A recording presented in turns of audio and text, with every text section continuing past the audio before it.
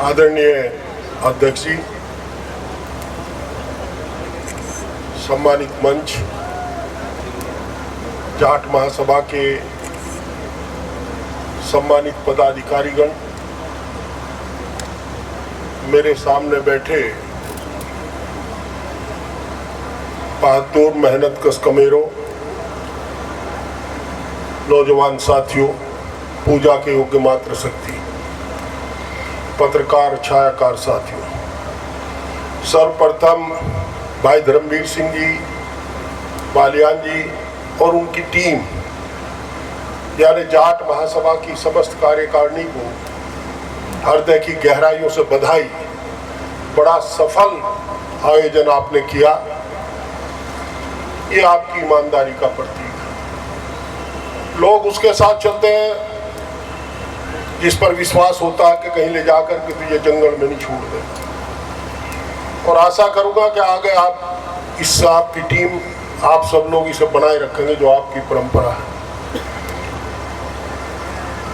आज हम इस पावन धरा पर, जिसने चौधरी महेंद्र सिंह टिकैत जैसा राष्ट्रभक्त, किसानों का, कमेरों का नेता दिया, बैठे। मैं इस धरती को नमन करता हूं और परमपिता परमात्मा का शुक्रिया अदा करता हूं, धन्यवाद अदा करता हूं कि आज भी उनका परिवार, जिस दिन चौथ साहब का शरीर पूरा हुआ, लोगों को तरह तरह की आशंकाएं थी, पर आज भी उनका परिवार किसान की लड़ाई लड़ने का काम जो चौधरी महेंद्र सिंह टिकैत ने शुरू किया था। और जब इतिहास को हम देखते हैं तो सर छोटू राम के बाद चौधरी चरण सिंह, चौधरी देवीलाल, रणवीर सिंह हुड्डा, चौधरी प्रकाश सिंह बादल, वीरेंद्र वर्मा जी, और सबसे बड़ा नाम आता है चौधरी महेंद्र सिंह टिकैत का, जिन्होंने किसानों की लड़ाई लड़ी। इसलिए इस धरती को नमन करता हूं। दोस्तों, समाज की बुराई के बारे में दो तीन प्रार्थना आप सभी करूंगा, चौधरीयों से भी करूंगा। एक तो नशा बहुत बढ़ गया, आर्य समाज का प्रभाव घटा और नशा बढ़ा। अच्छी बात थी कि हमारे बच्चे कुछ बुराइयों से दूर हुए, पठन पाठन पर लगे, और जब हम शहर में घुसते हैं, टाउन में घुसते हैं, किसी कस्बे में, तो हमें जो डॉक्टरों के बोर्ड दिखाई देते हैं उसमें आपके बच्चों के बहुत नाम आते हैं। पर अब ये भी दुर्लभ हो जाएगा, क्योंकि अब एमबीबीएस की फीस इतनी बढ़ चुकी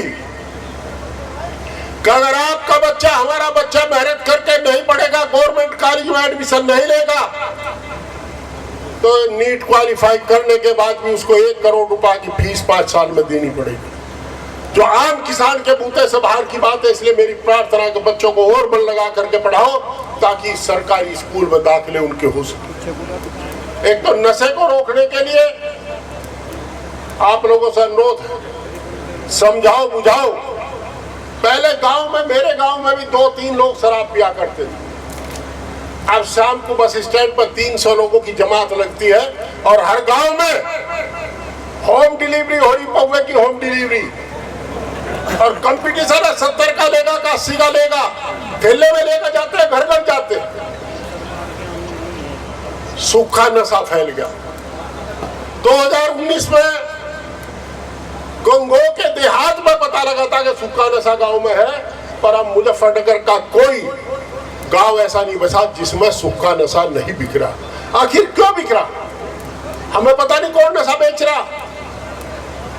हम लोगों को इसे रोकना पड़ेगा। दूसरा, आदरणीय चौथ साहब, यह भी अनुरोध है मेरा, एक बड़ी परंपरा चल की लड़कियों की छूट छुटा। जो पहले ऐसा काम था, अगर किसी के यहाँ अचानक दुर्भाग्य से ऐसी घटना हो जाती तो शर्म के मारे टिकट नहीं करेगा। और भाई अब पटकी ज्यादा है, इसे भी रोकने का काम करें। और जैसा पूर्व वक्ताओं ने कहा, इसमें आप ही सक्षम हैं, हम लोग उतने सक्षम नहीं है जितने आप। तीसरा, आपस में भाईचारा कायम रखो, लड़ो मत। बढ़ने का काम करो, लड़ने का काम अच्छी बात है, बच्चे पढ़ भी रहे और बच्चे व्यापार में भी लगे। आज ट्रांसपोर्ट के काम में आप बहुत आगे हैं। कोलोनाइजर आपके लड़के बहुत हो गए, बच्चे आपके। उन सब बच्चों को, दूसरे बच्चों को भी प्रेरणा लेनी चाहिए। आरक्षण की जहां तक बात है, सौभाग्य से आज हमारे बीच में आरक्षण के पुरोधा आदरणीय भाई युद्धवीर सिंह बैठे हैं। आरक्षण की सबसे पहले इन लोगों की प्रेरणा 14 जुलाई 1995 को उत्तर प्रदेश की विधानसभा में 2 गैर सरकारी संकल्प पेश किए थे हम लोगों ने। एक किरणपाल सिंह जी के नाम से स्वर्गीय, एक मेरे नाम से, एक जाट आरक्षण का था, एक प्रदेश के बंटवारे का था। और फिर चाहे स्वर्गीय सीसराम मोला हो, चाहे स्वर्गीय चौधरी अजीत सिंह हो, भूपेंद्र हुड्डा हो, चौटाला परिवार, सब लोग मिलकर के लड़ाई लड़ते रहे और हम इनके निर्देशों का पालन करते रहे। जब मैं राज्यसभा में आ गया, युद्धवीर सिंह जी बार बार जोड़ते थे और विजेंद्र अलीगढ़, मैं पंकज, चौधरी जयंत सिंह और दीपेंद्र हुड्डा, जयप्रकाश हिसार, सब साथियों को लेकर के जातिगत आरक्षण के लिए हम लोग राजनीतिक प्रतिबद्धता से ऊपर उठ करके हमेशा प्रयास करते रहे। आरक्षण मिला, क्या कमी रही? आज दोबारा आरक्षण लेने की जरूरत है। आरक्षण एक संरक्षण है। आपकी आर्थिक स्थिति इतनी अच्छी नहीं है, हमारा दुर्भाग्य है। जिसके यहाँ पक्का मकान है, जिसका थोड़ा सा बहुत है, हम उसे अमीर मान बैठते हैं। शहर के कॉर्नर पे जो पनवाड़ी की दुकान है, उससे कम हैसियत है हमारी, और हम मानते हैं कि हम अमीर हो गए। चौड़े हाथ करके निकलते हैं, सबको दफन करने की बात करते हैं। ये इसको आप स्वीकार करो, सच्चाई को। कितने लोग ऐसे यहाँ जिनका क्रेडिट कार्ड नहीं है? बताओ, हाथ उठा करके कह, 1 2 3, अरे सबके क्रेडिट कार्ड है भाई। और क्रेडिट कार्ड जमा करने का बहुत नहीं किसी का। बाहर दलाल बैठे रहे, उन्हें दे पैसे। सरकार किसी की रही हो, पर आपको दलालों के माध्यम से ही रिन्यूअल करना पड़ा। मैंने अब की बार लोकसभा में 2-3 बार कहा, हमने कहा तो वित्त भार भी नहीं पड़ता। जब व्यापारी की लिमिट रिन्यूअल होती है, उसी तरह क्रेडिट कार्ड भी बिना पैसे जमा करो रिन्यूअल हो जावे, तो कम से कम वो पैसे का तो बच जाएगा जो रिन्यूअल पर देना पड़ता है किसान। आप करें बंद। मेरा अनुरोध है, जाट महासभा और दूसरे लोग जो भी अग्रणी इसमें आगे भूमिका निभाएंगे, एक सकारात्मक लड़ाई का काम करो। ये राजनीतिक फैसला है, राजनीतिक निर्णय है, मिलना हमें नेताओं से ही पड़ेगा। जहाँ कहीं हमारे जाने से लाभ होता हो, हम आपके पीछे पीछे चलेंगे। हमें कोई अगुवाई करने का शौक नहीं, हम पीछे रहकर भी आपकी लड़ाई लड़ने को तैयार हैं।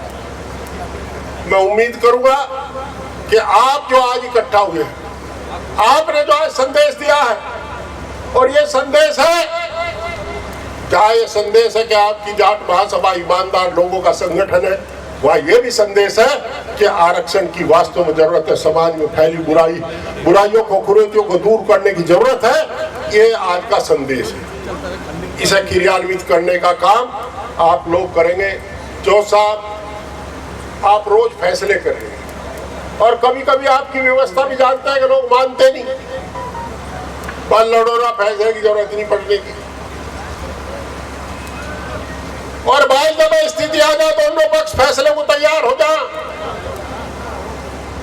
पर बीच का पन्ना नहीं मानता। कोई लड़ पड़ोगा, अम्मा हमारे में दे दो भाई, एक को बगल में दे ले, 2 भाई एक को बगल का दे ले, चल थाने में। भाई साहब बंद कर दो काम, इसे बंद करो और सीधा सीधा अपने समाज के, हमारी मत मानो, हम तो राजनीतिक लोग,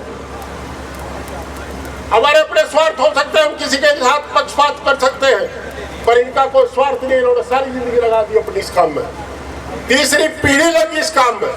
जो जिम्मेदार इस काम को करता रहा है। भाई उनकी बात मानकर ऐसा करो, मान लोगे बात, मान लोगे। बहुत बहुत धन्यवाद आपका और बहुत बहुत बधाई आयोजकों को और सिसोली की धरती को पुनः प्रणाम। बहुत बहुत